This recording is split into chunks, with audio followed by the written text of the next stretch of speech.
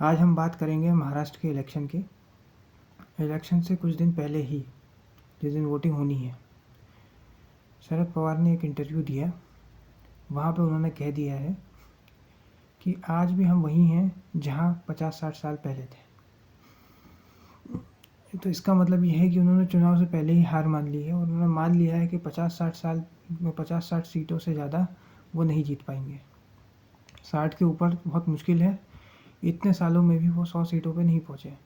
आज से 44 साल पहले 1980 में शरद पवार ने कांग्रेस से अलग होकर अपनी पार्टी बनाई थी। उनको अपेक्षित सफलता नहीं मिली, फिर वो वापस आ गए। ऐसे 2 बार इन्होंने पलटी मारी है, लेकिन फिर भी ये बहुत कुछ बड़ा नहीं कर पाए। जब कई लोग तो ये भी बताते हैं कि इन्होंने अपने गुरु वसंतराव पाटिल इन तक को होका दिया है। और इनको ये 99 में इनकी एनसीपी बनी थी। 4 महीने के बाद ही इन्होंने विदेशी मूल के मुद्दे पे ये अलग हुए थे और 4 महीने के बाद ही इन्होंने कांग्रेस के साथ गठबंधन कर लिया था। और 99 से लेकर आज तक ये अपना मुख्यमंत्री नहीं बना पाए। हालांकि 91-92 में ये मुख्यमंत्री थे, लेकिन वो कांग्रेस के थे। कांग्रेस से अलग होने के बाद ये खुद का ही मुख्यमंत्री नहीं बना पाए, खुद अपने दम पे 100 सीटें नहीं जीत पाए। और ब्लेंडर ये था कि कांग्रेस इन्होंने उबाटा को साथ में ले लिया। उबाटा का तो वैसे भी यूज़ ख़त्म हो चुका था, उसको भाजपा को सत्ता से अलग रखने के लिए यूज़ किया गया था। अब इस चुनाव में तो कोई फ़ायदा भी नहीं है, फिर इनको साथ में लाने का क्या मतलब था।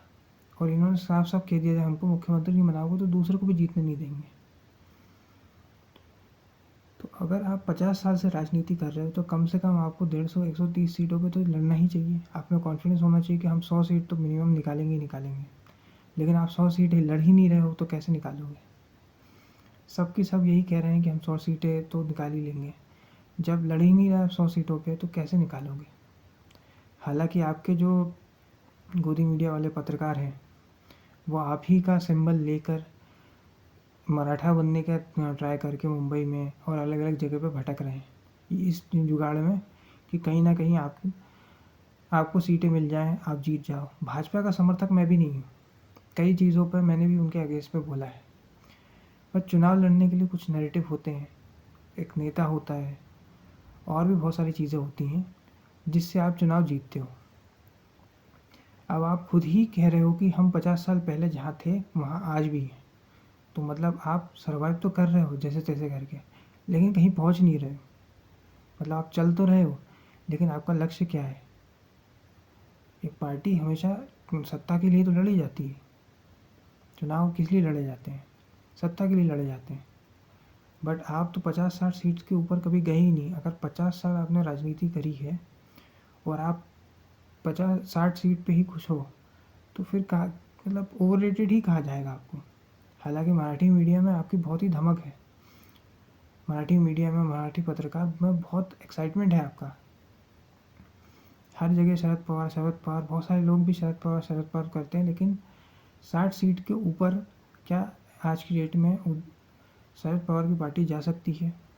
ठीक है, ये आपने अपनी लड़की को यहाँ से जिता दिया बारामती से, सेफ सीट से, लेकिन क्या आप उसको अपने दम पे मुख्यमंत्री बना सकते हो, जो आपकी महत्वाकांक्षा है। क्योंकि राजनीति में महत्वाकांक्षा ज़रूरी है। अब मान लीजिए कि महाविकास आघाड़ी जीत भी जाती है तो फिर लड़ाई इस बात की रहेगी कौन सीएम बनेगा। कांग्रेस के लोग बनेंगे, एनसीपी के बनेंगे या वाटा के बनेंगे।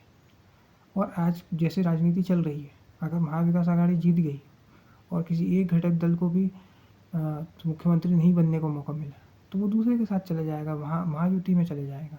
जैसे अजीत पवार चले गए थे, एकनाथ शिंदे चले गए थे, वैसा ही यहाँ पे होना है। और वाटा को 53 सीट देने का कोई मतलब बनता ही नहीं है। इतनी सारी सीटें क्यों दिया है। वाटा का टोटल वेस्टेज है। ये चुनाव के बाद उद्धव ठाकरे और अजीत पवार फिर कोई मतलब रहेंगे ही नहीं। इतनी सारी सीटें दे के कोई फ़ायदा भी नहीं है, जबकि इनके पास एडवांटेज था, लोगों का समर्थन था, इतना सपोर्ट था एनसीपी के पास जो शरद पवार की है। और अजीत पवार तो संगठन के आदमी भी नहीं है, तो 150 सीटों का आप आराम से लड़ सकते थे। लेकिन आप सोचिए 50 साल में ये 100 सीट महाराष्ट्र में नहीं ला पाए, सिर्फ वेस्टर्न महाराष्ट्र के ही या शुगर बेल्ट के ही नेता बन के रह गए। कम से कम इतना कॉन्फिडेंस तो आपको होना चाहिए कि लोकसभा आप जीते हो, 10 में से 8 सीटें एनसीपी ने निकाली हैं शरद पवार की, तो आपको कम से कम तो 150 सीटें पे लड़ना ही चाहिए था। बट अगर आप में कॉन्फिडेंस नहीं है तो कहीं ना कहीं प्रॉब्लम तो है। अब भाजपा वालों ने क्या किया है कि नैरेटिव महिला वोटर को अपने साथ में रखने के लिए इन्होंने लाडली बहना योजना लेकर आ गए। नहीं तो आप मान के चलिए महायुति के टोटल में 84 सीट 80 सीट से ऊपर नहीं आते। इन्होंने फिर महिला सीट को अपनी तरफ लिया, फिर सावित्री बाई फूले और उनके फ़ोटो स्टैचू लगाए ताकि इससे और सिंपैथी गेन हो, एक वर्ग के लोगों को खुश किया जा सके। फिर और इनकी जो पहले की स्कीम्स हैं वो भी हैं, चाहे वो स्वच्छ भारत अभियान हो या कुछ और। वो मिडिल क्लास तो इनके लिए दीवानी है, ब्राह्मण बनिए राजपूत तो इनको ही वोट डालेंगे। वो तो कहते हैं हमारे पास ऑप्शन नहीं है। और राजनीति में ये भी होता है कि अगर आप चुनाव लड़ रहे हो और आपके जीतने के चांसेस कम हैं तो आपके घर वाले भी आपको वोट नहीं डालेंगे। वो कहेंगे मैं अपना वोट क्यों वेस्ट करूं। तो राजनीति में आपको परसेप्शन बनाना पड़ता है, नैरेटिव बनाना पड़ता है। शरद पवार का एक वर्ग है जो बहुत सपोर्ट करता है, लेकिन क्या मुंबई और कोंकण में शरद पवार की पार्टी जीत सकती है, विदर्भ में जीत सकती है? अवसर है नहीं। तो जब आपके पास इतना एक्सपीरियंस था तो आपकी पार्टी कम से कम वेस्टर्न इंडिया तक तो होनी चाहिए थी। राजस्थान, गुजरात, महाराष्ट्र, थोड़ा कर्नाटक के कुछ सीट जगह पे तो होनी चाहिए थी, लेकिन आप पूरे महाराष्ट्र की भी पार्टी नहीं बन पाए। हालांकि मीडिया में आपके आज भी धमक है, आपको एकदम चाणक्य बताया जाता है। भाजपा वाले भी गठबंधन में ही आ रहे हैं, लेकिन पिछले 2 चुनावों में 100 सीटें तो निकाल ली उन्होंने। विपक्ष के नेताओं को सीखना पड़ेगा कि कैसे आपको नैरेटिव बिल्ड करना पड़ेगा, कैसे जनता के साथ कनेक्ट करना पड़ेगा, कैसे अपना संगठन बनाना पड़ेगा। अब लोग कमेंट सेक्शन में बोलेंगे कि भाजपा वाले भी तो अपने 150 सीटें नहीं लाए, तो भाजपा का विकल्प क्या है? एनसीपी होगी, कांग्रेस होगी, मनसे होगी और कोई नई पार्टी आएगी। तो ये उन्होंने भी किया तो हम भी करेंगे, ये लॉजिक नहीं लगता है कि वो क्रिमिनल है तो हम भी क्रिमिनल है तो हमारा क्राइम जो है जस्टिफाई हो जाए। ऐसा नहीं होता है। कहीं ना कहीं कांग्रेस एनसीपी को सोचना था कि वो बाटा को साथ लेकर क्या फ़ायदा है, क्या वो लेकर आ रहे हैं साथ में, कुछ भी नहीं। ऊपर से इनका जो बचा कुचा जो छोटा सा 2-4% का मराठा वोट था वो भी मन से काट देगी।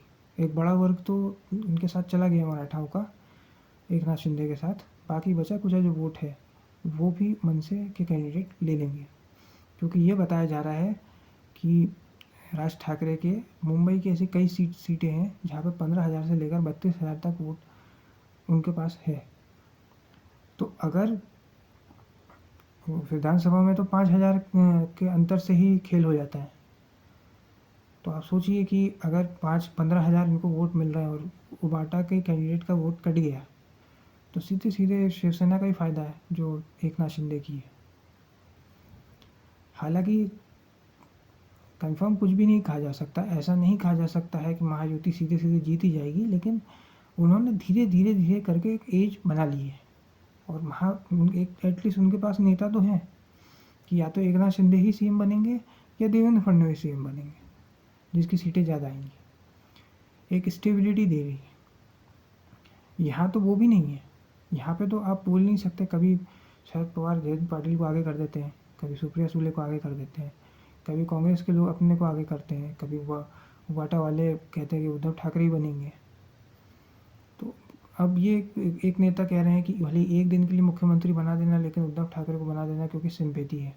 सिंपैथी अगर आपकी है तो आप सारी सीटों में से 10 सीट छोड़ के सारी जीत लो। लोकसभा में भी लोगों को आपको वोट डालना था अगर सिंपैथी है तो सिंपैथी ख़त्म कर दी गई है। अब सिंपैथी उतनी है नहीं।